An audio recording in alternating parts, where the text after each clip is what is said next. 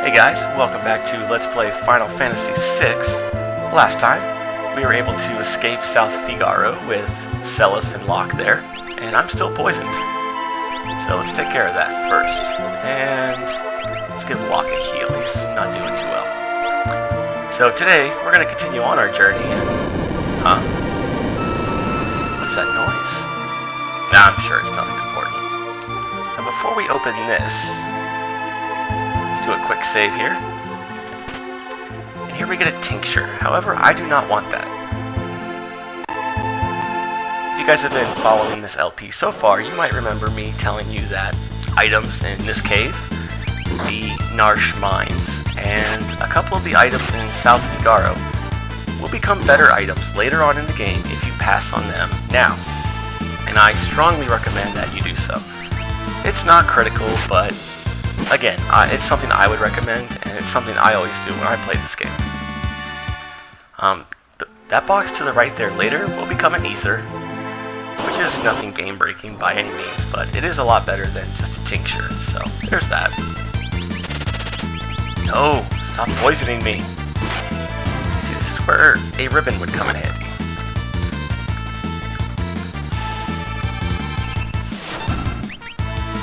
Oh well, this cave is pretty short, as you guys already know, and we're also pretty much at the end of this little segment here, so I wouldn't worry about too much. Yeah, I don't think that's something I mentioned in the previous episode, is that the 3 scenario system is something that I believe only this game did back then. At least to my knowledge. If another game has done it, I'm not aware of it. If you know of any games that did something similar or even did it better than this game, let me know. I'm definitely interested. But it's nothing, that breaks the mold or anything like that, but it's something different for the time. It was new, exciting, and I really like it. It's a nice feature. Now this one, definitely safe.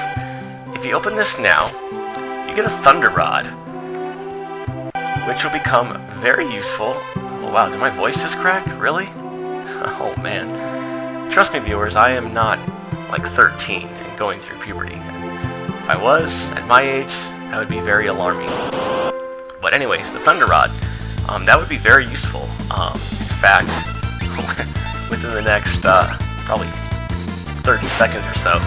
Because, spoiler alert, Thunder Rods in this game, like other Final Fantasy games, can be used as an item in battle to cast level 2 elemental magic. And obviously, we aren't meant to have that for quite some time. So having, essentially Bolt 2 on a stick, it is only a one-time use, but still, having Bolt 2 on a stick at this point in the game can be very, very abusive. However, I don't want the Thunder Rod. If you wait until later in the game, that chest will contain a hero ring, which, in my opinion, is a lot better. Well, I'll go over that later. We'll be getting one soon enough, Something's coming out of the wall. What's coming out of the wall? Boss time is coming out of the wall. Yeah. What are you talking about? Basically, this boss battle functions as a tutorial battle for the runic command, as Celes just mentioned. You want to steal with Locke. You can get a... Oh, whoops. Well, yeah, you can air lance it, and you should use runic with Celes, but I goofed. Luckily, he only used a physical attack on me that time. So essentially, what runic does is you select it. Locke got drilled. But yeah, anyways, just select runic. And as long as you don't use another action with Celes, runic will stay active. However, Locke is going to die. So he needs to heal himself. Basically what it does is if an enemy casts a spell, Celes will absorb the spell and recover MP. Now you have to re-establish runic after every spell that gets absorbed, otherwise, well, she won't have runic active. And yeah, that's pretty much the boss fight. Just use runic with Celes, it gets another turn before it activates, just skip her turn, and just attack with Locke. Oh, I should have unequipped the Atlas armlet. Damn it. And the earrings. Damn it.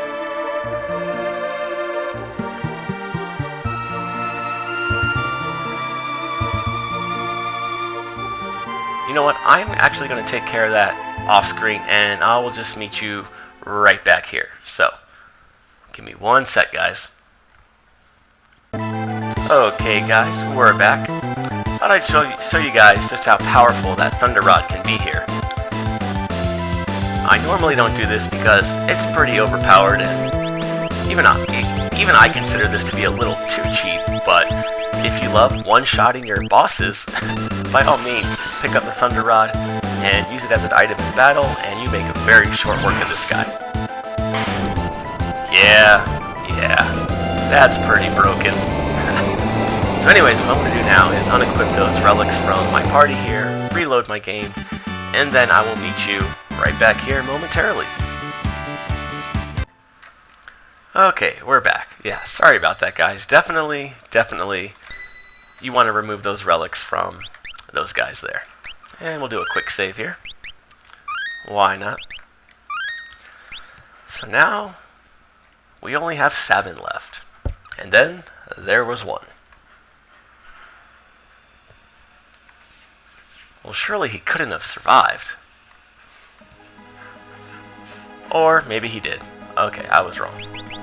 So now, first things first, we want to give him the earrings. And for now, let's give him a ribbon. And equipment will give you the Mithril Shield. Being a monk, his defense isn't exactly where it should be compared to other characters. Now, the good thing about Sabin since the previous episode is I found out that I can actually hook up my PS3 controller to my computer and use it as a gamepad. So I did not know that until very recently. So fortunately, I'll be able to show off all of Sabin's blitz commands. I know I said in a previous episode that I wasn't going to be able to because it would be pretty much impossible to use some of them, especially the ones later on, using, just a keyboard. But that has changed, so that's good. And as such, Sabin's Ebonblade, you might remember me saying, is Holy Elemental. Hey, it's Shadow. Mr. Shadow? No, just regular Shadow. How did he get here? How do you know that? Doma, huh? I think Celes mentioned Doma.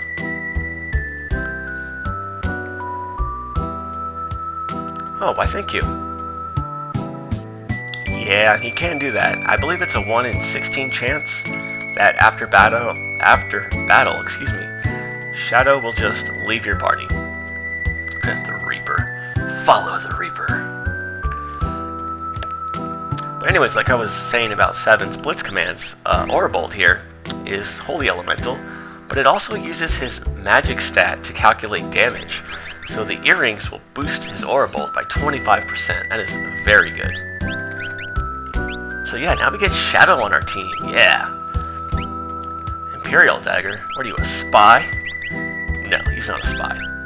But we do want to remove his ninja gear and pass that on down to Sabin. Much better. And he gets more speed. And we'll give you the Kung Fu suit. As far as relics go, let's give you the Atlas armlet, definitely, and the Hyper Wrist. Why not? Now Shadow, being a ninja, oh, you can't see it here, he has the Throw command as a special ability. It is very good in this game. I'll show you why in just a second. Now that's one thing about this game that's, well, it makes sense. A lot of the characters' special abilities are remotely useful. What a concept, right? Oh, I wish Squaresoft learned that earlier, but they didn't. One thing they also didn't learn until now is that you should probably make shurikens, cheap enough to where you could buy a bunch and not break your bank. because shurikens do excellent damage. You can also get Invis Edge, which is essentially the clear status on Shadow. I'll go over that later. And the illusion status. Just like Final Fantasy V, it gives you 2 guaranteed physical evades. So that could be useful. You can use it on other characters, I believe, other than Shadow. A couple of things you could buy here, nothing too... let's buy a couple tents, actually. But yeah, shurikens in this game, very cheap. Definitely buy 100 of those. Because they're physical command, which is why you have the Atlas Armlet on Shadow. It's also why you have him in the back row, because the damage from the throw command is independent of your row. So you can use it from the back row and still do max damage. Whoa! What? Boulder Dash.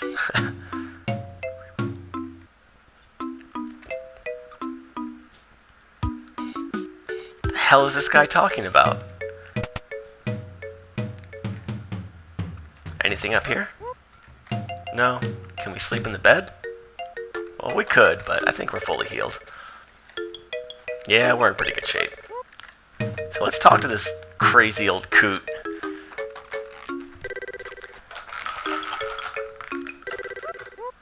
Clockmaker, what?